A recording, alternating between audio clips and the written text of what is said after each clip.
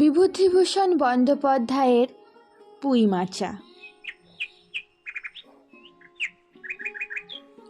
সহায় হরি চাটুর্যে উঠানে পা দিয়া স্ত্রীকে বলিলেন, একটা বড় বাটি কি ঘটি যা হয় কিছু দাও তো। তারক্ষুড়ো গাছ কেটেছে, একটু ভালো রস আনি। স্ত্রী অন্নপূর্ণা ঘরের রান্নাঘরের দাওয়ায় বসিয়া শীতকালের সকালবেলা নারিকেল তেলের বোতলে ঝাঁটার কাঠি পুড়িয়া 2 আঙুলের সাহায্যে ঝাঁটার কাঠি লগ্ন জমানো তেলটুকু সংগ্রহ করিয়া চুলে মাখাইতেছিলেন। স্বামীকে দেখিয়া তাড়াতাড়ি গায়ের কাপড় একটু টানিয়া দিলেন মাত্র, কিন্তু বাটি কি ঘটি বাহির করিয়া দিবার জন্য বিন্দুমাত্র আগ্রহ তো দেখাইলেন না, এমনকি বিশেষ কোনো কথাও বলিলেন না। সহায় হরি অগ্রবর্তী হইয়া বলিলেন, কি হয়েছে, বসে রইলে যে, দাও না একটা ঘটি। আহ, খেন্তি টেন্তি সব গেল কোথায় এরা? তুমি তেল মেখে বুঝি ছোবে না? অন্নপূর্ণা তেলের বোতলটি সরাইয়া স্বামীর দিকে খানিকক্ষণ চাহিয়া রহিলেন। পরে অত্যন্ত শান্ত সুরে জিজ্ঞাসা করিলেন, তুমি মনে মনে কি ঠাউরেছ বলতে পারো? স্ত্রীর অতিরিক্ত রকমের শান্ত সুরে সহায় হরির মনে ভীতির সঞ্চার হইল।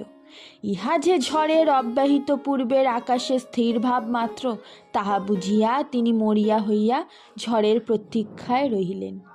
একটু আমতা আমতা করিয়া কহিলেন, কেন, কি কি আবার কি? অন্নপূর্ণা পূর্বাপেক্ষাও শান্ত সুরে বলিলেন, দেখো, রঙ্গ করো না বলছি, ন্যাকামি করতে হয় অন্য সময় করো। তুমি কিছু জানো না, কি খোঁজ রাখো না? অত বড় মেয়ে যার ঘরে, সে মাছ ধরে আর রস খেয়ে দিন কাটায়, কি করে তা বলতে পারো? গায়ে কি গুজব রটেছে জানো? সহায় হরি আশ্চর্য হইয়া জিজ্ঞাসা করিলেন, কেন, কি গুজব? কি গুজব জিজ্ঞাসা করো গিয়ে চৌধুরীদের বাড়ি। কেবল বাগদি দুলে পাড়ায় ঘুরে ঘুরে জন্ম কাটালে ভদ্রলোকের গায়ে বাস করা যায় না, সমাজে থাকতে হলে সেই রকম মেনে চলতে হয়। সহায় হরি বিস্মিত হইয়া কি বলিতে যাইতেছিলেন, অন্নপূর্ণা পূর্ববৎ সুরেই পুনর্বার বলিয়া উঠিলেন, এক ঘরে করবে গো, তোমাকে এক ঘরে করবে। কালকে চৌধুরীদের চণ্ডী মণ্ডপে এসব কথা হয়েছে। আমাদের হাতে ছোঁয়া জল আর কেউ খাবে না। আশীর্বাদ হয়ে মেয়ের বিয়ে হলো না, ও নাকি উচ্চুজ্ঞ করা মেয়ে। গায়ের কোনো কাজে তোমাকে আর কেউ বলবে না। যাও, ভালোই হয়েছে তোমার, এখন গিয়ে দুলে বাড়ি বাগদি বাড়ি উঠে বসে দিন কাটাও। সহায় হরি তাচ্ছিল্যের ভাব প্রকাশ করিয়া বলিলেন, এই আমি বলি না জানি কি ব্যাপার, এক ঘরে সবাই এক ঘরে করেছেন, এবার বাকি আছেন কালীময় ঠাকুর। ওহ! অন্নপূর্ণা তেলে বেগুনে জ্বলিয়া উঠিলেন, কেন, তোমাকে এক ঘরে করতে বেশি কিছু লাগে নাকি? তুমি কি সমাজের মাথা, না একজন মাতব্বর লোক? চাল নেই, চুলো নেই, এক করার মুরদ নেই, চৌধুরীরা তোমায় এক ঘরে করবে, তার এমন কঠিন কথা কি? আর সত্যিই তো এদিকে ধাড়ি মেয়ে হয়ে উঠল। হঠাৎ স্বর নামাইয়া বলিলেন, হলো যে 15 বছরের, বাইরে কমিয়ে বলে বেড়ালে কি হবে, লোকের চোখ নেই? পুনরায় গলা উঠাইয়া বলিলেন, না বিয়ে দেবার গা, না কিছু, আমি কি যাব পাত্র ঠিক করতে? সশরীরে যতক্ষণ স্ত্রীর সম্মুখে বর্তমান থাকিবেন, স্ত্রীর গলার সুর ততক্ষণ কমিবার কোনো সম্ভাবনা নাই বুঝিয়া সহায় হরি দাওয়া হইতে তাড়াতাড়ি একটি কাঁসার বাটি উঠাইয়া লইয়া খিড়কি দুয়ার লক্ষ্য করিয়া যাত্রা করিলেন। কিন্তু খিড়কি দুয়ারের একটু এদিকে কি দেখিয়া হঠাৎ থামিয়া গেলেন এবং আনন্দপূর্ণ স্বরে বলিয়া উঠিলেন, এসব কি রে খেন্তিমা, এসব কোথা থেকে আনলি? হো, এ যে 14-15 বছরের একটি মেয়ে আর 2টি ছোট ছোট মেয়ে পিছনে লইয়া বাড়ি ঢুকিল। তাহার হাতে এক বোঝা পুঁই শাক, ডাঁটাগুলি মোটা ও হলদে। হলদে চেহারা দেখিয়া মনে হয় কাহারা পাকা পুঁই গাছ উপড়াইয়া ফেলিয়া উঠানের জঙ্গল তুলিয়া দিতেছিল। মেয়েটি তাহাদের উঠানের জঞ্জাল প্রাণপণে তুলিয়া আনিয়াছে। ছোট মেয়ে দুটির মধ্যে একজনের হাত খালি, অপরটির হাতে গোটা 2-3 পাকা পুঁই পাতা জড়ানো কোনো দ্রব্য। বড় মেয়েটি খুব লম্বা, গোলগাল চেহারা, মাথার চুলগুলো কৃষ্ণ ও অগোছালো, বাতাসে উড়িতেছে। মুখখানা খুব বড়, চোখ দুটো ডাগর ডাগর ও শান্ত। কাঁচের চুড়িগুলো 2 পয়সা ডজনের একটি সেফটি পিন দিয়া একত্র করিয়া আটকানো। পিনটির বয়স খুঁজিতে যাইলে প্রাগৈতিহাসিক যুগে গিয়া পড়িতে হয়। এই বড় মেয়েটির নামই বোধ হয় খেন্তি, কারণ সে তাড়াতাড়ি পিছন ফিরিয়া তাহার পশ্চাদ্বর্তিনীর হাত হইতে পুঁই পাতা জড়ানো দ্রব্যটি লইয়া মেলিয়া ধরিয়া বলিল, চিংড়ি মাছ বাবা। গয়া বুড়ির কাছ থেকে রাস্তায় নিলাম, দিতে চায় না, বলে তোমার বাবার কাছে আর দিনকার ধরুন 2 পয়সা বাকি আছে। আমি বললাম, দয়া পিসি দাও, আমার বাবা কি তোমায় 2 পয়সা দিয়ে পালিয়ে যাবে? আর এই পুঁই শাকগুলো ঘাটের ধারে রায় কাকা দিয়ে বললে নিয়ে যা, কেমন মোটা মোটা। অন্নপূর্ণা দাওয়া হইতেই অত্যন্ত ঝাঁঝের সহিত চিৎকার করিয়া উঠিলেন, নিয়ে যা? আহা, কি অমর্ত্যই তোমাকে তারা দিয়েছে। পাকা পুঁই ডাঁটা কাঠ হয়ে গিয়েছে, 2 দিন পরে ফেলে দিত, নিয়ে যা। আর উনি তাদের আগাছা উঠিয়ে নিয়ে এসেছেন, ভালোই হয়েছে, তাদের আর নিজেদের কষ্ট করে কাটতে হলো না। যত পাথুরে বোকা সব মরতে আসে আমার ঘাড়ে। ধাড়ি মেয়ে, বলে দিয়েছি না তোমায় বাড়ির বাইরে কোথাও পা দিও না, লজ্জা করে না? এ পাড়া ও পাড়া সে পাড়া ঘুরে বেড়াতে, বিয়ে হলে যে 4 ছেলের মা হতে, খাওয়ার নামে আর জ্ঞান থাকে না। কোথায় শাক, কোথায় বেগুন, আর একজন বেড়াচ্ছেন কোথায় রস, কোথায় ছাই, কোথায় পাঁশ। ফেল বলছি, ওসব ফেল। মেয়েটি শান্ত অথচ ভয় মিশ্রিত দৃষ্টিতে মার দিকে চাহিয়া হাতের বাঁধন আলগা করিয়া দিল। পুঁই শাকের বোঝা মাটিতে পড়িয়া গেল। অন্নপূর্ণা বকিয়া চলিলেন, যা তো রাধি, ও আপদগুলো টেনে খিড়কির পুকুরের ধারে ফেলে দিয়ে আইতো। ফের যদি বাড়ির বার হতে দেখেছি তবে ঠ্যাং খোরাক না করি তো। বোঝা মাটিতে পড়িয়া গিয়াছিল। ছোট মেয়েটি কলের পুতুলের মতন সেগুলি তুলিয়া লইয়া খিড়কি অভিমুখে চলিল, কিন্তু ছোট মেয়ে অত বড় বোঝা আঁকড়াইতে পারিল না। অনেকগুলি ডাঁটা এদিকে ওদিকে ঝুলিতে চলিল। সহায় হরি ছেলেমেয়েরা তাহাদের মাকে অত্যন্ত ভয় করিত। সহায় হরি আমতা আমতা করিয়া বলিতে গেলেন, তা এনেছে ছেলে মানুষ খাবে বলে, তুমি আবার বরং। পুঁই শাকের বোঝা লইয়া যাইতে যাইতে ছোট মেয়েটি ফিরিয়া দাঁড়াইয়া মার মুখের দিকে চাহিল। অন্নপূর্ণা তাহার দিকে চাহিয়া বললেন, না না, নিয়ে যা, খেতে হবে না। মেয়ে মানুষের আবার অত নোলা কিসের? এক পাড়া থেকে আর এক পাড়ায় নিয়ে আসবে 2 পাকা পুঁই শাক ভিক্ষে করে। যা যা, তুই যা, দূর করে বনে দিয়া। সহায় হরি বড় মেয়ের মুখের দিকে চাহিয়া দেখিলেন তাহার চোখ দুটো জলে ভরিয়া আসিয়াছে। তার মনে বড় কষ্ট হইল, কিন্তু মেয়ের যতই সাধের জিনিস হোক, পুঁই শাকের পক্ষাবলম্বন করিয়া দুপুরবেলা স্ত্রীকে চটাইতে তিনি আদৌ সাহসী হইলেন না। নিঃশব্দে খিড়কি দৌড় দিয়া বাহির হইয়া গেলেন।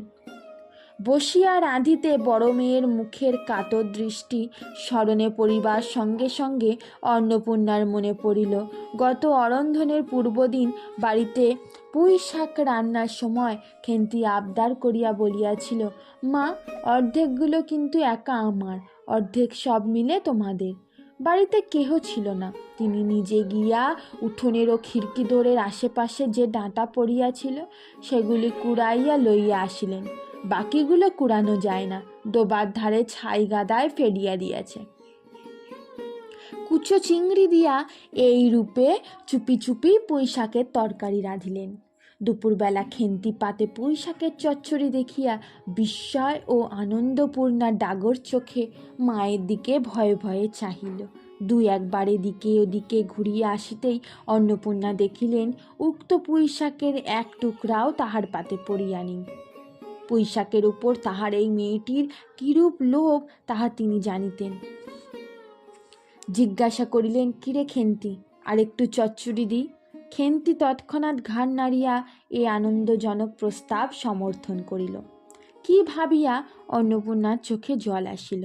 চাপিতে গিয়া তিনি চোখ উঁচু করিয়া চালের বাতায় গোজা ডালা হইতে শুকনো লঙ্কা পাড়িতে লাগিলেন। কালীমায়ের চণ্ডীমণ্ডপে সেদিন বৈকালবেলা সহায় হরির ডাক পড়িল। সংক্ষিপ্ত ভূমিকা ফাঁদিবার পর কালীময় উত্তেজিত সুরে বলিলেন, সেসব দিন কি আর আছে ভায়া? এই ধরো কেষ্ট মুকুর্জে, স্বভাব নইলে পাত্র দেবে না, স্বভাব নইলে পাত্র দেব না করে কি কাণ্ডটাই না করলে। অবশেষে কিনা হরির ছেলেটাকে ধরে পড়ে মেয়ের বিয়ে দেয়, তবে রক্ষে। তারা কি স্বভাব! রাম বলো 6-7 পুরুষে ভঙ্গ, পচা ক্ষত্রিয়। পরে সুর নরম করিয়া বলিলেন, তা সমাজের সেসব শাসনের দিন কি আর আছে? দিন দিন চলে যাচ্ছে, বেশি দূর যাই কেন, এই যে তোমার মেয়েটি 13 বছরে। সহায় হরি বাধা দিয়া বলিতে লেগেলেন, এই শ্রাবণে 13। 13 আর 16 তফাৎ কিসের শুনি? 13 আর 16 তফাৎটা কিসের? আর সে 13ই হোক, চাই 16ই হোক, চাই 85ই হোক, তাতে আমাদের দরকার নেই। সে তোমার হিসেব তোমার কাছে, কিন্তু পাত্তর আশীর্বাদ হয়ে গেল, তুমি বেঁকে বসলে কি জন্যে শুনি? ও তো একরকম উচ্চুগ্য করা মেয়ে। আশীর্বাদ হওয়াও যা, বিয়ে হওয়াও তা, 7 পাকের যা বাকি এইতে। সমাজে বসে এসব কাজগুলো তুমি যে করবে আর আমরা বসে বসে দেখব, এ তুমি মনে ভেবো না। সমাজের বামুনদের যদি জাত মারবার ইচ্ছা না থাকে, মেয়ের বিয়ের বন্দোবস্ত করে ফেলো, পাত্তর রাজপুত্তুর না হলে পাত্তর মেলে না। গরিব মানুষ, দিতে থুতে পারবে না বলেই সীমন্ত মজুমদারের ছেলেকে ঠিক করে দিলাম। লেখাপড়া নাই বা জানলে, জজ ম্যাজিস্ট্রেট না হলে কি মানুষ হয় না? দিব্যি বাড়ি, বাগান, পুকুর, শুনলাম এবার নাকি 20 জমিতে 4টি অমন ধানও করেছে। ব্যাস রাজার হাল, 2 ভাইয়ের অভাব কি? ইতিহাসটা হইতেছে এই যে, মণিগায়ের উক্ত মজুমদার মহাশয়ের পুত্রটি কালীময় ঠিক করিয়া দেন। কেন কালীময় মাথা ব্যথা করিয়া সহায় হরির মেয়ের বিয়ের সম্বন্ধ মজুমদার মহাশয়ের ছেলের সঙ্গে ঠিক করিতে গেলেন, তাহার কারণ নির্দেশ করিতে চাইয়া কেহ কেহ বলেন যে কালীময় নাকি মজুমদার মহাশয়ের কাছে অনেক টাকা ধারেন, অনেক দিনের সুদ পর্যন্ত বাকি, শীঘ্র নালিশ হইবে ইত্যাদি। এ গুজব যে শুধু অবান্তর তাহাই নহে, ইহার কোনো ভিত্তি আছে বলিয়াও মনে হয় না। ইহা দুষ্ট পক্ষের রটনা মাত্র। যাহাই হোক, পাত্রপক্ষ আশীর্বাদ করিয়া যাওয়ার দিন কতক পরে সহায় হরি টের পান পাত্রটি কয়েক মাস পূর্বে নিজের গ্রামে কি একটা করিবার ফলে গ্রামের এক কুম্ভকার বধূর আত্মীয় স্বজনের হাতে বেদম প্রহার খাইয়া কিছুদিন নাকি শয্যাগত ছিল। এরকম পাত্রে মেয়ে দিবা মাত্র প্রস্তাব মনোপুত না হওয়ায় সহায় হরি সে সম্বন্ধ ভাঙিয়া দেন। দিন 2 পরের কথা, সকালে উঠিয়া সহায় হরি উঠানে বাতাবি লেবু গাছের ফাঁক দিয়া যেটুকু নিতান্ত কচি রাঙা রৌদ্র আসিয়াছিল, তাহারই আতপে বসিয়া আপন মনে তামাক টানিতেছেন।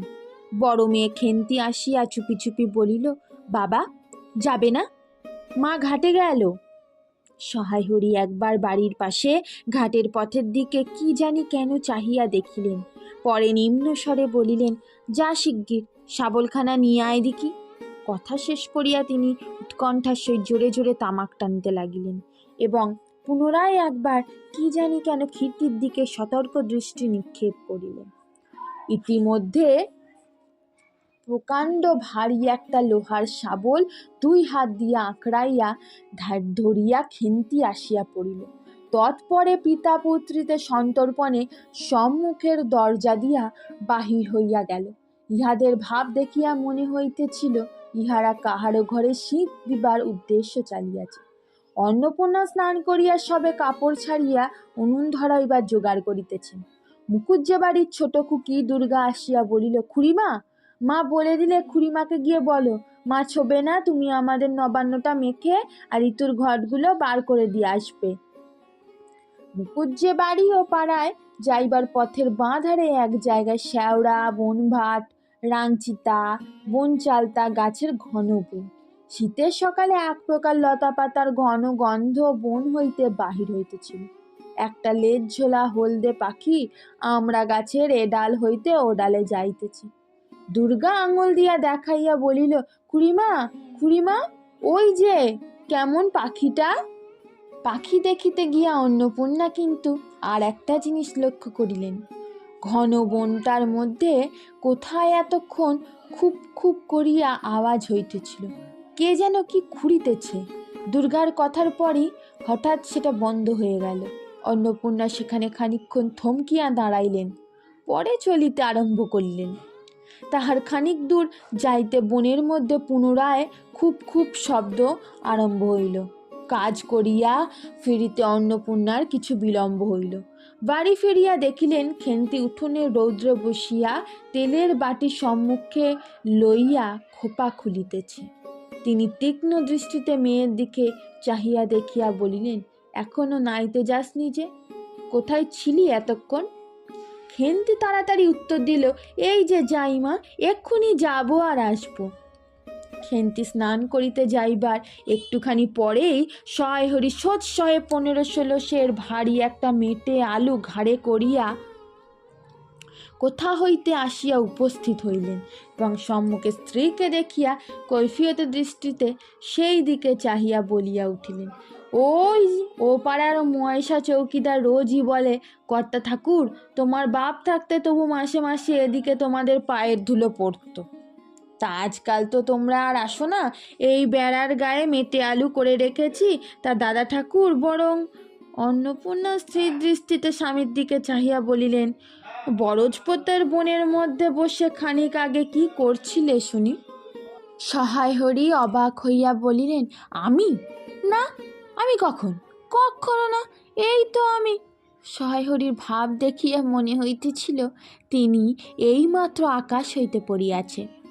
অন্নপূর্ণা পূর্বের মতনই স্ত্রীর দৃষ্টিতে স্বামীর দিকে চাহিয়া বলিলেন, চুরি তো করবেই, 3 কাল গিয়েছে, 1 কাল আছে, মিথ্যে কথাগুলো আর এখন বলো না, আমি সব জানি। মনে ভেবেছিলে আপদ ঘাটে গিয়েছে, আর কি, দুর্গার মাকে ডেকে পাঠিয়েছিলে ও পাড়ায় যাচ্ছি। শুনলাম বরজপোতার বনের মধ্যে কী সব খুব খুব শব্দ, তখনই আমি বুঝতে পেরেছি। সাড়া পেয়ে শব্দ বন্ধ হয়ে গেল, যেই আবার খানিক দূর গেলাম আবার দেখি শব্দ। তোমার তো ইহকালই নেই, পরকালও নেই, চুরি করতে ডাকাতি করতে যা করতে ইচ্ছে হয় করো, কিন্তু মেয়েটাকে আবার এর মধ্যে নিয়ে গিয়ে ওর মাথা খাওয়া কিসের জন্যে? সহায় হরি হাত নাড়িয়া বরজপোতায় তাহার উপস্থিত থাকার বিরুদ্ধে কতগুলি প্রমাণ উত্থাপন করিবার চেষ্টা করিতে গেলেন, কিন্তু স্ত্রীর চোখের দৃষ্টির সামনে তাহার বেশি কথাও জোগাইল না, বা কথিত উক্তিগুলির মধ্যে কোনো পূর্বাপর্য সম্বন্ধও খুঁজিয়া পাওয়া গেল না। 8 ঘণ্টা পরে খেন্তি স্নান সারিয়া বাড়ি ঢুকিল। সম্মুখস্থ মেটে আলুর দিকে একবার আর চোখে চাহিয়াই নিরীহ মুখে উঠোনের আলনায় অত্যন্ত মনোযোগের সহিত কাপড় মেলিয়া দিতেছিল। অন্নপূর্ণা ডাকিলেন, খেন্তি, এদিকে একবার আয় তো, শুনে যা। মায়ের ডাক শুনিয়া খেন্তির মুখ শুকাইয়া গেল। সেই ইতস্তত করিতে করিতে মার নিকটে আসিলে তিনি জিজ্ঞাসা করিলেন, এই মেটে আলুটা 2 জন মিলে তুলে এনেছিস না? খেন্তি মার মুখের দিকে একটুখানি চাহিয়া থাকিয়া একবার ভূপতিত মেটে আলুটার দিকে চাহিল, পরে পুনরায় মার মুখের দিকে চাহিল এবং সঙ্গে সঙ্গে ক্ষিপ্র দৃষ্টিতে একবার বাড়ির সম্মুখস্থ বাঁশ ঝাড়ের মাথার দিকেও চাহিয়া রহিল। তাহার কপালে বিন্দু বিন্দু ঘাম দেখা দিল। কিন্তু মুখ দিয়া কথা বাহির হইল না। অন্নপূর্ণা কড়া সুরে বলিলেন, কথা বলছিস নে যে বড়, এই মেটে আলু তুই এনেছিস কিনা? খেন্তি বিপন্ন চোখে মার মুখের দিকেই চাহিয়াছিল, উত্তর দিল, হ্যাঁ। অন্নপূর্ণা তেলে বেগুনে জ্বলিয়া উঠিয়া বলিলেন, পাজি, আজ তোমার পিঠে আমি আস্ত কাঠের চেলা ভাঙবো, তবে ছাড়বো। বরজপোতার বনে গিয়েছে মেটে আলু চুরি করতে। সমস্ত মেয়ে বিয়ের যোগ্যী হয়ে গেছে, কোন কালে সেই এক গলা বিজন বন, যার মধ্যে দিন দুপুরে বাঘ লুকিয়ে থাকে, তার মধ্যে থেকে পরের আলু নিয়ে এলো তুলে। যদি গোসাইরা চৌকিদার ডেকে তোমায় ধরিয়ে দেয়, তোমার কোন শ্বশুর এসে তোমায় বাঁচাতো? আমার জোটে খাবো, না জোটে না খাবো, তা বলে পরের জিনিসে হাত? এ মেয়ে নিয়ে আমি কি করব মা? 2-3 দিন পরে একদিন বৈকালে ধুলা মাটি মাখা হাতে খেন্তি মাকে আসিয়া বলিল, মা মা দেখবে এসো। অন্নপূর্ণা গিয়া দেখিলেন, ভাঙা পাঁচিলের ধারে যে ছোট খোলা জমিতে কতগুলি পাথর কুচিয়ে কণ্টিকারির জঙ্গল হইয়াছিল, খেন্তি ছোট বোনটিকে লইয়া সেখানে মহা উৎসাহে তরকারির আওলাদ করিবার আয়োজন করিতেছে এবং ভবিষ্যৎসম্ভাবী নানাবিধ কাল্পনিক ফলমূলের অগ্রদূতস্বরূপ বর্তমানে কেবল একটিমাত্র শীর্ণকায় পুঁইশাকের চারা, কাপড়ের ফালির গ্রন্থি বন্ধ হইয়া ফাঁসি হইয়া যাওয়া আসামির মতন ঊর্ধ্বমুখে একখণ্ড শুষ্ক কঞ্চির গায়ে ঝুলিয়া রহিয়াছে। ফলমূলাদির অবশিষ্টগুলি আপাতত তার বড় মেয়ের মস্তিষ্কের মধ্যে অবস্থিতি করিতেছে, দিনের আলোয় এখনো বাহির হয় নাই। অন্নপূর্ণা হাসিয়া বলিলেন, ধুর পাগলি, এখন পুঁই ডাঁটার চারা পোতে কখনো? বর্ষাকালে পুঁততে হয়, এখন যে জল না পেয়ে মরে যাবে। খেন্তি বলিল, কেন, আমি রোজ জল ঢালবো? অন্নপূর্ণা বলিলেন, দেখ, হয়তো বেঁচে যেতেও পারে, আজকাল রাতে খুব শিশির হয়। খুব শীত পড়িয়াছে। সকালে উঠিয়া সহায়হরি দেখিলেন তাহার 2 ছোট মেয়ে দোলাই গায়ে বাঁধিয়া রোদ উঠিবার প্রত্যাশায় উঠানের কাঁঠাল তলায় দাঁড়াইয়া আছে। একটা ভাঙা ঝুড়ি করিয়া খেন্তি শীতে কাঁপিতে কাঁপিতে মুকুজ্জে বাড়ি হইতে গোবর কুড়াইয়া আনিল। সহায়হরি বলিলেন, হ্যাঁ মা খেন্তি, তা সকালে উঠে জামাটা গায়ে দিতে তোর কি হয় দেখ দেখি, এই শীত। আচ্ছা দিচ্ছি বাবা। কই শীত, তেমন তো। হ্যাঁ দে মা, এক্ষুনি দে, অসুখ বিসুখ 5 রকম হতে পারে, বুঝলি নে। সহায়হরি বাহির হইয়া গেলেন। ভাবিতে ভাবিতে গেলেন, তিনি কি অনেক দিন মেয়ের মুখে ভালো করিয়া চাহেন নাই। খেন্তির মুখ এমন সুশ্রী হইয়া উঠিয়াছে। জামার ইতিহাস নিম্নলিখিত রূপ। বহু বৎসর অতীত হইল। হরিপুরের রাসের মেলা হইতে সহায়হরি কালো সার্জের এই 2.5 টাকা মূল্যের জামাটি ক্রয় করিয়া আনেন। ছিঁড়িয়া যাইবার পর তাহাতে কতকবার রিপু ইত্যাদি করা হইয়াছিল। সম্প্রতি গত বৎসর হইতে খেন্তির স্বাস্থ্যোন্নতি হওয়ায় দরুন জামাটি তাহার গায়ে হয় না। সংসারের এসব খোঁজ সহায়হরি রাখিতেন না। জামার বর্তমান অবস্থা অন্নপূর্ণারও জানা নাই। খেন্তি নিজস্ব ভাঙা টিনের তোরঙ্গের মধ্যে উহা থাকিত। পৌষ সংক্রান্তি।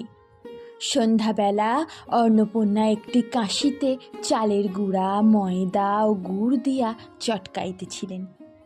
একটা ছোট বাটিতে 1 বাটি তেল।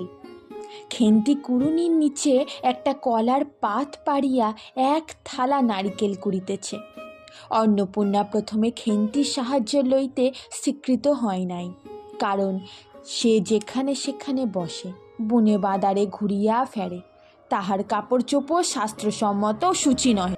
অবশেষে খেন্তি নিতান্ত ধরিয়া পড়ায় হাত পা ধোয়াইয়া ও শুষ্ক কাপড় পরাইয়া তাহাকে বর্তমান পদে নিযুক্ত করিয়াছে। ময়দার গোলা মাখা শেষ হইলে অন্নপূর্ণা উনুনে খোলা চাপাইতে যাইতেছেন। ছোট মেয়ে সাথী হঠাৎ ডান হাতখানা পাতিয়া বলিল, মা, ওই একটু। অন্নপূর্ণা বড় গামলাটা হইতে একটুখানি গোলা তুলিয়া লইয়া হাতের আঙুল 5টি দ্বারা একটি বিশেষ মুদ্র রচনা করিয়া সেইটুকু রাধির প্রসারিত হাতের ওপর দিলেন। মেজ মেয়ে পুঁটি অমনি ডান হাতখানা কাপড়ে তাড়াতাড়ি মুছিয়া লইয়া মার সামনে পাতিয়া বলিল, মা আমায় একটু। খেন্তি সূচি বস্ত্রে নারিকেল কুড়িতে কুড়িতে লুব্ধ নেত্রে মধ্যে মধ্যে এদিকে চাইতেছিল। এ সময় খাইতে যাওয়ায় মা পাছে বকে, সেই ভয়ে চুপ করিয়া রহিল। অন্নপূর্ণা বলিলেন, দেখি নিয়ে আয় খেন্তি ওই নারকেল মালাটা, ওতে তোর জন্য একটু রাখি। খেন্তি ক্ষিপ্র হস্তে নারিকেলের ওপরের মালাখানা যাহাতে ফুটা নাই সেখানে সরাইয়া দিল। অন্নপূর্ণা তাহাতে একটু বেশি করিয়া গোলা ঢালিয়া দিলেন। মেজ মেয়ে পুঁটি বলিল, জ্যাঠাইমারা অনেকখানি দুধ নিয়েছে, রাঙা দিদি ক্ষীর তৈরি করছিল, ওদের অনেক রকম হবে। খেন্তি মুখ তুলিয়া বলিল, এবেলা আবার হবে নাকি? ওরা তো ওবেলা ব্রাহ্মণ নেমন্তন্ন করেছিল সুরেশ কাকাকে আর ওপাড়া তিনুর বাবাকে। ওবেলা তো পায়েস, ঝোল, পুলি, মুগ তক্তি এইসব হয়েছে। পুটি জিজ্ঞাসা করিল, হ্যাঁ মা, ক্ষীর নইলে নাকি পাটিসাপটা হয় না? খেদি বলছিল, ক্ষীরের পুর না হলে কি আর পাটিসাপটা হয়? আমি বললাম, কেন, আমার মা তো শুধু নারকেলের ছাই দিয়েই করে, সে তো কেমন ভালো লাগে। অন্নপূর্ণা বেগুনের বোটায় একটুখানি তেল লইয়া খোলায় মাখাইতে মাখাইতে প্রশ্নের সদুত্তর খুঁজিতে লাগিলেন। খেন্তি বলিল, খেদির ওইসব কথা, খেদির মা তো ভারী পিঠে করে কিনা? ক্ষীরের পুর দিয়ে ঘিরে ভাজলেই কি আর পিঠে হলো? সেদিন জামাই এলে ওদের বাড়ি দেখতে গেলুম কিনা, তাই খুড়িমা দুখানা পাটিসাপটা খেতে দিলে। ও মা, কেমন একটা ধরা ধরা গন্ধ, আর পিঠেতে কখনো কোনো গন্ধ পাওয়া যায়? পাটিসাপটা ক্ষীর দিলে ছাই খেতে হয়। বেপরোয়া ভাবে উপরোক্ত উক্তি শেষ করিয়া খেন্তি মার চোখের দিকে চাহিয়া জিজ্ঞাসা করিল, মা, নারকেলের কোড়া একটু নেব? অন্নপূর্ণা বললেন, নে, কিন্তু এখানে বসে খাস নে, মুখ থেকে পড়বে না কি হবে, যা ওইদিকে যা। খেন্তি নারকেলের মালায় এক থাবা তুলিয়া লইয়া একটু দূরে গিয়া খাইতে লাগিল। মুখ যদি মনের দর্পণ স্বরূপ হয়, তবে খেন্তির মুখ দেখিয়া সন্দেহের কোনো কারণ থাকিতে পারিত না যে সে অত্যন্ত মানসিক তৃপ্তি অনুভব করিতেছে। ঘণ্টাখানেক পরে অন্নপূর্ণা বলিলেন, ওরে, তোরা সব এক টুকরো পাতা পেতে বসত দেখি, গরম গরম দিই। খেন্তি জল দেওয়া ভাত আছে ওবেলার, বার করে নিয়ে আয়। খেন্তির নিকট অন্নপূর্ণার এ প্রস্তাব যে মনঃপূত হইল না, তাহা তার মুখ দেখিয়া বোঝা গেল। পুটি বলিল, মা, বড়দি পিঠেই খাক, ভালোবাসে, ভাত বরং থাকুক, আমরা কাল সকালে খাবো।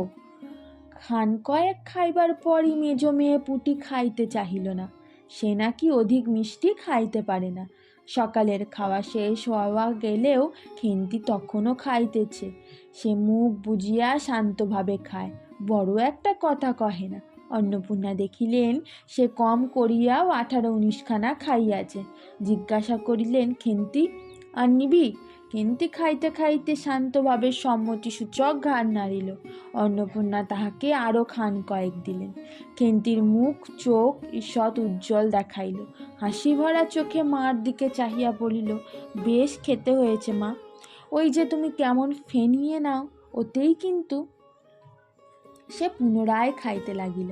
অন্নপূর্ণা হাতা খুন্তি চুলি তুলিতে তুলিতে সস্নেহে তার এই শান্ত নিরীহ একটু অধিক মাত্রায় ভোজনপটু মেয়েটির দিকে চাহিয়া রইলেন।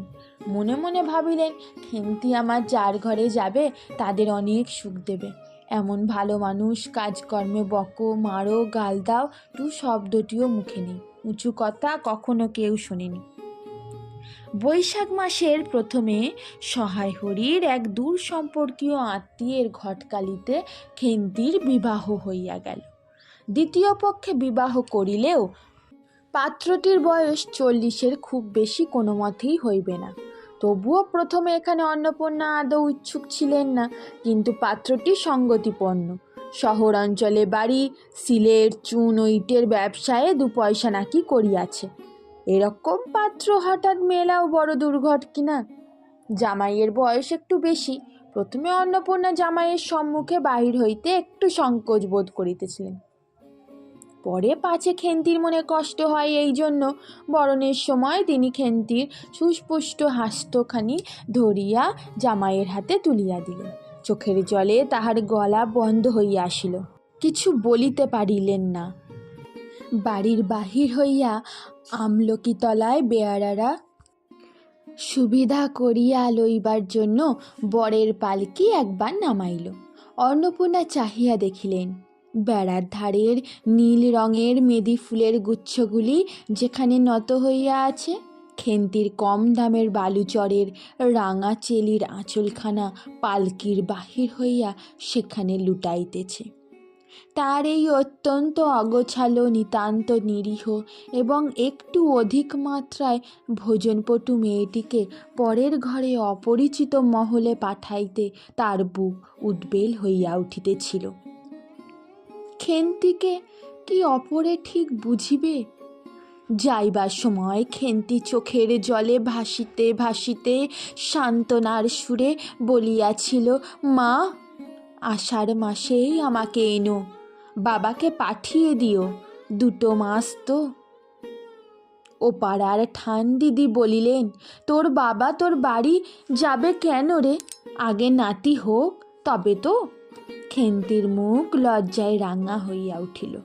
জল ভরা ডাগর চোখের ওপর একটুখানি লাজুক হাসির আভা মাখাইয়া সে একগুঁয়েমি সুরে বলিল, না, যাবে না বই কি, দেখো তো কেমন না যান। ফাল্গুন চৈত্র মাসের বৈকালবেলা উঠানের মাচায় রৌদ্রে দেওয়া আমসত্ত্ব তুলিতে তুলিতে অন্নপূর্ণার মন হু হু করিত। তার অনাচারী লোভী মেয়েটি আজ বাড়িতে নাই। কোথা হইতে বেড়াইয়া আসিয়া লজ্জাহীনার মতো হাতখানি পাতিয়া মিনতির সুরে অমনি বলিবে, মা, বলবো একটা কথা, ওই কোনটা ছিঁড়ে একটুখানি। 1 বছরের ওপর হইয়া গিয়াছে। পুনরায় আষাঢ় মাস, বর্ষা বেশ নামিয়াছে। ঘরের দাওয়ায় বসিয়া সহায় হরি প্রতিবেশী বিষ্ণু সরকারের সহিত কথা বলিতেছেন। সহায় হরি তামাক সাজিতে সাজিতে বলিলেন, ও তুমি ধরে রাখ, ওরকম হবেই দাদা। আমাদের অবস্থার লোকের ওর চেয়ে ভালো কি আর জুটবে? বিষ্ণু সরকার তালপাতার চাটাইয়ের ওপর উবু হইয়া বসিয়াছিলেন। দূর হইতে দেখিলে মনে হইবার কথা তিনি রুটি করিবার জন্য ময়দা চটকাইতেছেন। গলা পরিষ্কার করিয়া বলিলেন, না, সব তো আর, তা ছাড়া আমি যা দেব নগদই দেব। তোমার মেয়েটির হয়েছিল কি? সহায় হরি হুঁকাটায় 5-6টি টান দিয়া কাশিতে কাশিতে বলিলেন, বসন্ত হয়েছিল শুনলাম। ব্যাপার কি দাঁড়ালো বুঝলে? মেয়ে তো কিছুতে পাঠাতে চায় না। 250 আন্দাজ টাকা বাকি ছিল। বললে ও টাকা আগে দাও, তবে মেয়ে নিয়ে যাও। এক্কেবারে চামার। তারপর বললাম, টাকাটা ভায়া ক্রমে ক্রমে দিচ্ছি। পুজোর তত্ত্ব কম করেও 30 টাকার কমে হবে না। ভেবে দেখলাম কি না, মেয়ের নানা নিন্দে ওঠালে ছোট লোকের মেয়ের মতন চলে, হাবাতে ঘরের মতো খায়, আরও কত কি। পৌষ মাসে দেখতে গেলাম, মেয়েটাকে ফেলে থাকতে পারতাম না, বুঝলে। সহায় হরি হঠাৎ কথা বন্ধ করিয়া জোরে মিনিট কতক ধরিয়া হুঁকায় টান দিতে লাগিলেন। কিছুক্ষণ দুজনের কোনো কথা শোনা গেল না। অল্পক্ষণ পরে বিষ্ণু সরকার বলিলেন, তারপর? আমার স্ত্রী অত্যন্ত কান্নাকাটি করতে পৌষ মাসে দেখতে গেলাম। মেয়েটার যে অবস্থা করেছে, শাশুড়িটা শুনিয়ে শুনিয়ে বলতে লাগলো, না জেনে শুনে ছোট লোকের সঙ্গে কুটুম্বিতে করলেই এরকম হয়, যেমনি মেয়ে তেমনি বাপ। পৌষ মাসের দিনে মেয়ে দেখতে এলেন শুধু হাত। পরে বিষ্ণু সরকারের দিকে চাহিয়া বলিলেন, বলি, আমরা ছোট লোক কি পরলোক, তোমার তো সরকার খুঁড়ো জানতে বাকি নেই। বলি, পরমেশ্বর চাটুর্যের নামে নীলকুচির আমলে এই অঞ্চলে বাঘে গরুতে 1 ঘাটে জল খেয়েছে। আজই না হয় আমি প্রাচীন, আভিজাত্যের গৌরবে সয়হরি শুষ্ক স্বরে হাঁ হাঁ করিয়া খানিকটা শুষ্ক হাস্য করিলেন। বিষ্ণু সরকার সমর্থন সূচক একটা অস্পষ্ট শব্দ করিয়া বার কতক ঘাড় নাড়িলেন। তারপর ফাল্গুন মাসেই তার বসন্ত হলো। এমন চামার বসন্ত গায়ে বেরোতেই টালায় আমার এক দূর সম্পর্কের বোন আছে, একবার কালীঘাটে পুজো দিতে এসে তার খোঁজ পেয়েছিল, তারই ওখানে ফেলে রেখে গেল। আমায় না একটা সংবাদ না কিছু। তারা আমায় সংবাদ দেয়, তা আমি গিয়ে দেখতে পাওনি? না, এমনি চামার গহনাগুলো অসুখ অবস্থাতেই গা থেকে খুলে নিয়ে তবে টালায় পাঠিয়ে দিয়েছে। যাক, তা চলে যাওয়া যাক, বেলা গেল। চারকি ঠিক করলে? পিঁপড়ের টোপে মুড়ির চার তো সুবিধে হবে না। তারপর কয়েক মাস কাটিয়া গিয়াছে, আজ আবার পৌষ পার্বণের দিন। এবার পৌষ মাসের শেষাশেষি এত শীত পড়িয়াছে যে এরূপ শীত তাহারা কখনো জ্ঞানে দেখেন নাই। সন্ধ্যার সময় রান্নাঘরের মধ্যে বসিয়া অন্নপূর্ণা সরু চাকলি পিঠের জন্য চালের গোলা তৈরি করিতেছেন। পুটি ও রাধি উনুনের পাশে বসিয়া আগুন পোহাইতেছে। রাধি বলিতেছে, আর একটু জল দিতে হবে মা, অত ঘন করে ফেললে কেন? পুটি বলিল, আচ্ছা মা, ওতে একটু নুন দিলে হয় না? ও মা, দেখো মা, রাধির দোলায় কোথায় দুলছে, এক্ষুনি ধরে উঠবে। অন্নপূর্ণা বলিয়া উঠিলেন, সরে এসে বসো মা, আগুনের ঘাড়ে গিয়ে না বসলে কি আগুন পোহানো হয় না? এই দিকে আয়। গোলা তৈরি হইয়া গেলে খোলা আগুনে চড়াইয়া অন্নপূর্ণা গোলা ঢালিয়া মুচি দিয়া চাপিয়া ধরিলেন। দেখিতে দেখিতে মিঠে আঁচে পিঠে টোপরের মতো ফুলিয়া উঠিল। পুটি বলিল, মা দাও, প্রথম পিঠেখানা কানাচে সারা ষষ্ঠীকে ফেলে দিয়ে আসি। অন্নপূর্ণা বলিলেন, একা যাসনি, রাধিকে নিয়ে যা। খুব জ্যোৎস্না উঠিয়াছিল। বাড়ির পিছনে সারা গাছের ঝোপের মাথায় তেলাকুচো লতার থলো থলো সাদা ফুলের মধ্যে জ্যোৎস্না আটকিয়া রহিয়াছে। পুটি ও রাধি খিড়কি দোর খুলিতে একটা শিয়াল শুকনো পাতায় খসখস করিতে করিতে ঘন ঝোপের মধ্যে ছুটিয়া পালাইল। পুটি পিঠেখানা জোর করিয়া ছুঁড়িয়া ঝোপের মাথায় ফেলিয়া দিল। তাহার পর চারিধারে নির্জন বাঁশবনের নিস্তব্ধতায় ভয় পাইয়া ছেলে মানুষ পিছু হাঁটিয়া আসিয়া খিড়কি দরজার মধ্যে ঢুকিয়া পড়িয়া তাড়াতাড়ি দ্বার বন্ধ করিয়া দিল। পুটি ও রাধি ফিরিয়া আসিলা। অন্নপূর্ণা জিজ্ঞাসা করিলেন, দিলি? পুটি বলিল, হ্যাঁ মা, তুমি আর বছর যেখান থেকে নেবুর চারা তুলে এনেছিলে সেখানে ফেলে দিলাম। তারপর সে রাত্রে অনেকক্ষণ কাটিয়া গেল। পিঠে গড়া প্রায় শেষ হইয়া আসিয়াছে। রাতও তখন খুব বেশি। জ্যোৎস্নার আলোয় বাড়ির পিছনের বনে অনেকক্ষণ ধরিয়া একটা কাঠঠোকরা পাখি ঠক শব্দ করিতেছিল। তাহার স্বরটাও যেন ক্রমে তন্দ্রালু হইয়া পড়িতেছে। দুই বোনের খাইবার জন্য কলার পাতা চিরিতে চিরিতে পুটি অন্যমনস্কভাবে হঠাৎ বলিয়া উঠিল, দিদি বড় ভালোবাসত। তিনজনেই খানিকক্ষণ নির্বাক হইয়া বসিয়া রহিল। তারপর তাহাদের তিনজনেরই দৃষ্টি কেমন করিয়া আপনা আপনি উঠোনের এক কোণে আবদ্ধ হইয়া পড়িল। সেখানে বাড়ির সেই লোভী মেয়েটির লোভের স্মৃতি পাতায় পাতায় শিরায় শিরায় জড়াইয়া তার কত সাধের নিজের হাতে পোতা পুঁই গাছটি মাচা জুড়িয়া বাড়িয়া উঠিয়াছে। বর্ষার জল ও কার্তিক মাসের শিশির লইয়া কচি কচি সবুজ ডগাগুলি মাচাতে সব ধরে নাই। মাচা হইতে বাহির হইয়া দুলিতেছে সুস্পষ্ট নধর প্রবর্ধমান জীবনের লাবণ্যে ভরপুর।